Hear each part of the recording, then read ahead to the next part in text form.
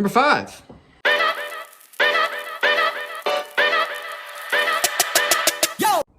So for this week, I'm realizing how cool entrepreneurship is. Some people may think of it as a burden, but you have to figure out every single sector of the business. So you have to figure out the contract side, the law. You have to get a lawyer. You have to set up systems, because I have to get contracts with creators, make sure they can't screw me, make sure we're understanding of the terms of the deal.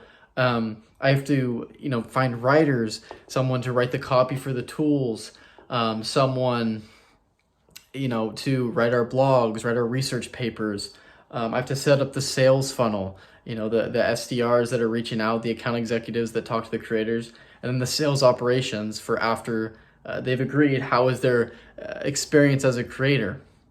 And it's just so cool to, kind of build these all from the ground up. And everything's all over the place, like files are everywhere, I can't find shit, so I have to take a second, take a couple hours and reorganize everything, put all of my stuff into cohesive thoughts and things that make sense that I can scale and give to people to work on. But I just want to take time, dude, this is so cool. And then once you kind of set up those systems, then you kind of get into your vision and mission and understanding just where you want to take it and why you want to go there and how you're going to get there.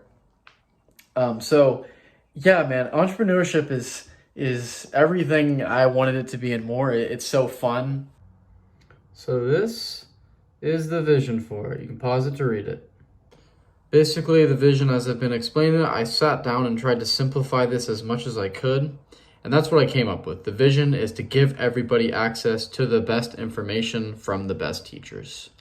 And so starting with the medical industry, would end up moving into things like law, things like finance, other types of business, entrepreneurship, and just trying to find the best sources of information. So that's where the next step comes in, which is going to be the sales of it in twofold. One, to get the creators, the best creators on the site, so the best medical professionals, the people that scored the highest on the MCAT, the step 1, step 2, and get them to create content, and then also then sell it on to students, and get, bring traffic towards the site.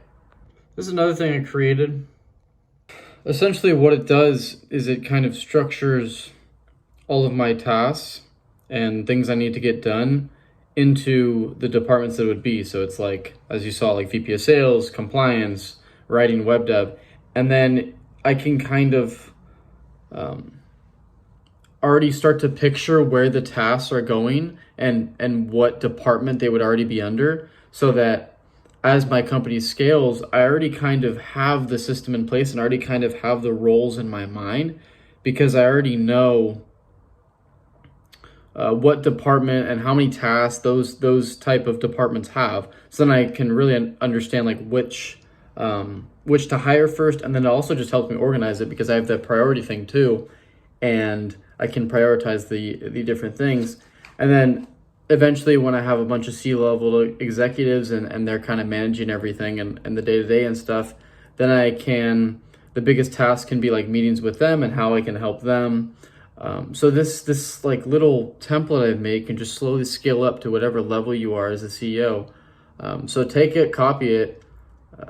I haven't used it for very long, so I can't give a full review on how great it is. I'll probably make it better, but it's working out great for me right now. So next up, I'm going to go through content creation, and it looks like we got our first hate.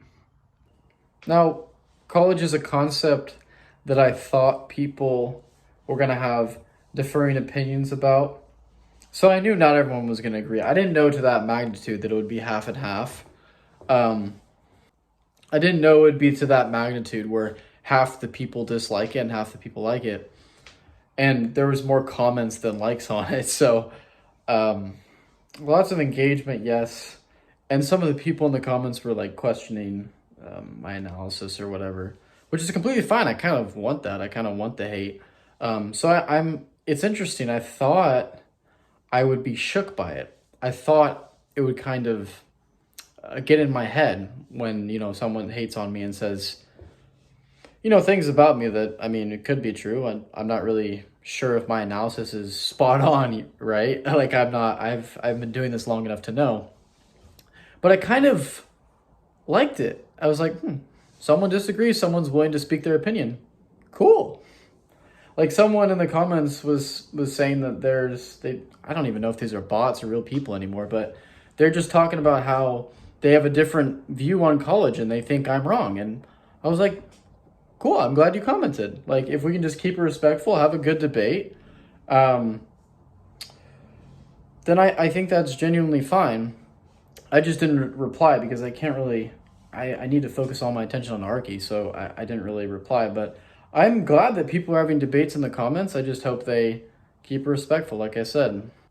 But yeah, as for the hate in particular, I thought it would affect me worse. I thought I would, be kind of bummed out about it. But, I've been studying and watching a lot of content creators. So you guys know from my videos like Hermosi and Chris Williamson and Belmar and PBD. And, hate just comes with it.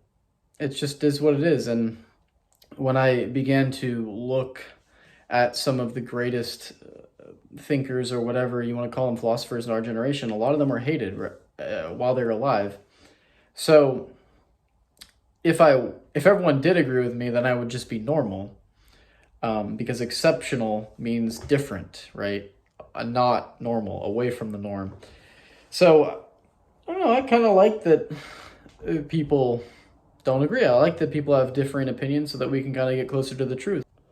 So last thing for this video, I had the realization probably a year or some months ago that you could literally be anyone you wanted in life, and you just had to put the work behind it. Like if you want to be a professional athlete, there's gonna be a shit ton of work. You have to give up a lot, but you could realistically become a professional athlete. So when I had that realization, then it wasn't about if I could become a certain person or do a certain thing. It became more about what I wanted to do and what type of person I wanted to become. And so when I was choosing, and I'm still kind of choosing the life I want, I looked at all the people I wanted to emulate, and I looked at all the people I didn't want to emulate. So for instance, like some entrepreneurs that I deeply respect would be like Hermosi, Belmar, like PBD, Chris Williamson's great. There's certain guys that I deeply respect and I've learned a lot from, so I would want to be like them and give back by creating content. And there's other people, like George Soros, that there was this interview where he said, I always fancied the thought of me being a god. And I'm not a disciple. I'm not here to try and preach or anything, but it's like, okay, I looked at all the people that I wanted to emulate. They all had something in common. I looked at all the people that, had lost their minds or thought they were a god.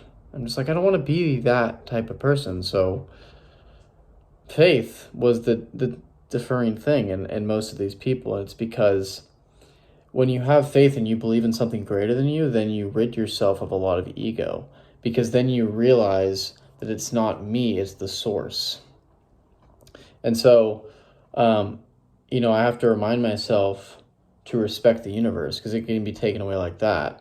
So that's where my meditations and my thoughts come in, because, my roommate really helped me tap into the spiritual aspect of my life. But it's like, do I want to take over the world, or do I want to be a leader that spreads positivity?